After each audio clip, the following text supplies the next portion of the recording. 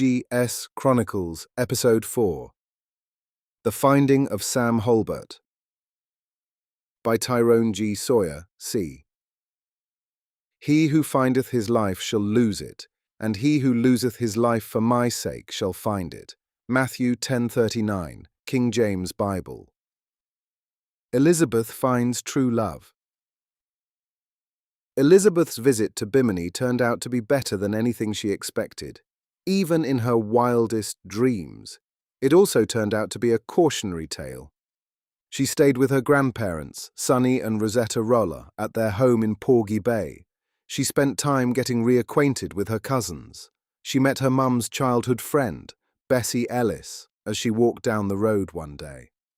Bessie enveloped Elizabeth in a smothering hug and gifted her with a loaf of freshly baked bread, which she ate along the way to Aunt Margaret's house. Everywhere she went, people hailed her as if they knew who she was, because they did. Elizabeth felt right at home. She completed her early morning trek to Aunt Margaret's house in Alistown, where she crossed the road with her cousins, Christopher and Erica, for her daily swim. They swam as they always did, which culminated in a race to see who could swim the fastest. A race that Elizabeth always won, without too much fanfare.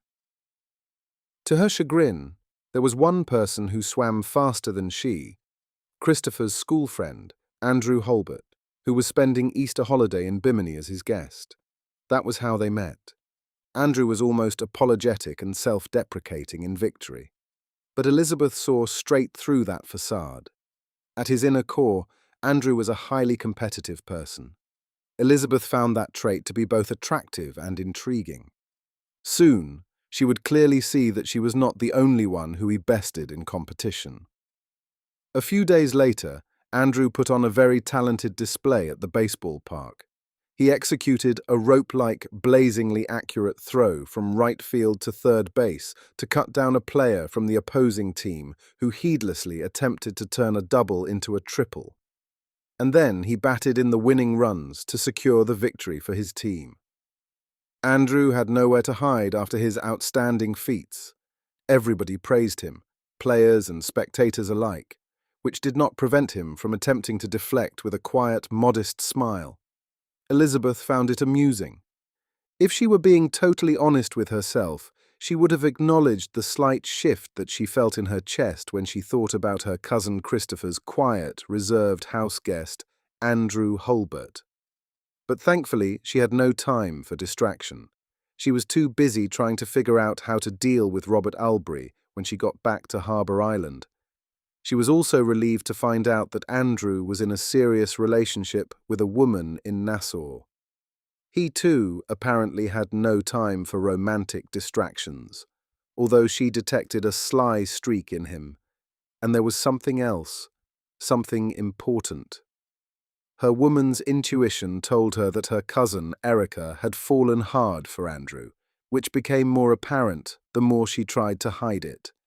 Put together, these things caused Elizabeth to put some distance between herself and Andrew Holbert. She had other things to keep herself busy. Not least of these was an invitation from her grandfather to serve as a deckhand on 2 of his yacht charter trips. Sonny Roll was tough as nails, but around Elizabeth, he was reduced to a softy. He showed great patience with her, which was fully illustrated as they returned from one of their fishing charter trips. A squall came up out of nowhere. A pelting rain started to fall hard and sideways from a darkened sky.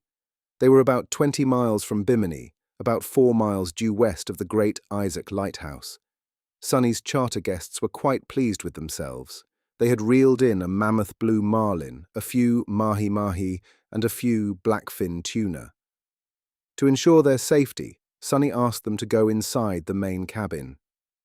Elizabeth he kept with him topside on the flying bridge of the 65-foot Merit Sports fishing yacht as 12 to 15-foot waves cascaded over its bow. Sonny was calm and in control. He maneuvered the yacht at an acute angle over each wave, while his skilled hand sped up and slowed down the throttle as necessary. Elizabeth was initially frightened, but as she watched her grandfather, that feeling went away, to be replaced with the feeling that nothing could touch her. Watching her grandfather that day, Elizabeth got a glimpse into why he was so highly regarded as a boat captain and how real leaders respond in a crisis. Upon their return, Sunny reversed the 65-foot Merit into her slip at the Bimini Big Game Fishing Club. A large group of people gathered around the dock to watch a master at work. Sunny paused to take photos with his guests at the weighing scale at the dock. He ensured that they were comfortable, while Elizabeth helped first mate Dusty Stewart hose down the boat and clean the catch. Then Elizabeth walked home beside her grandfather. Sunny was verbally jostled with affection. "Boy, Sunny," shouted John Sherman, "you sure you don't want to stop for a cold beer?" "Only you could have handled that weather out there today, Sunny, and still end up with happy customers," acknowledged his good buddy, Kenneth Alfonso Dottin. "Boy, Sunny," interjected Joe MacDonald mischievously, "I hope you got your shotgun well oiled, because she is a real beauty walking beside you." He was referring to Elizabeth, of course. That comment, Sunny did not let slide. "If I catch any of y'all around her, you'll find out quick."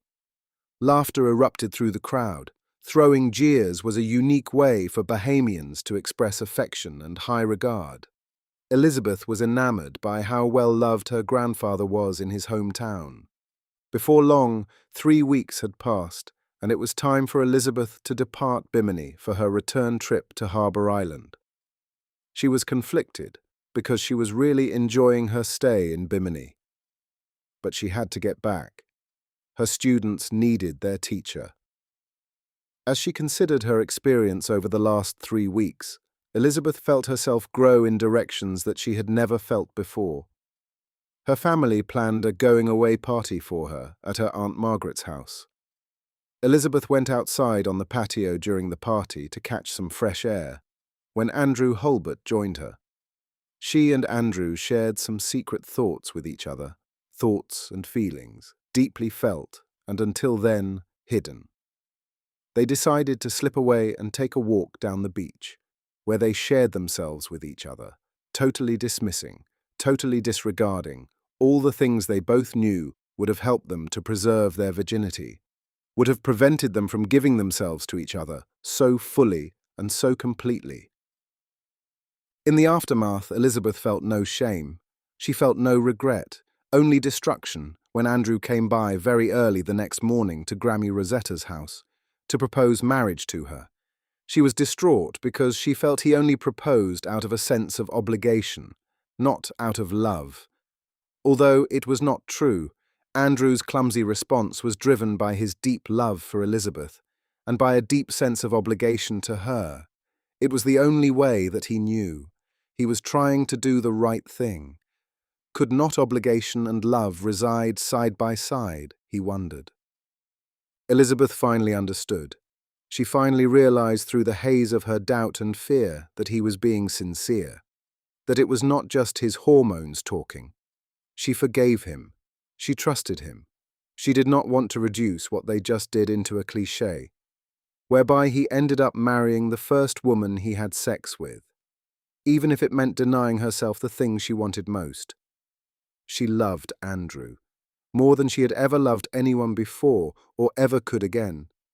That revelation was one that she would always treasure in her heart.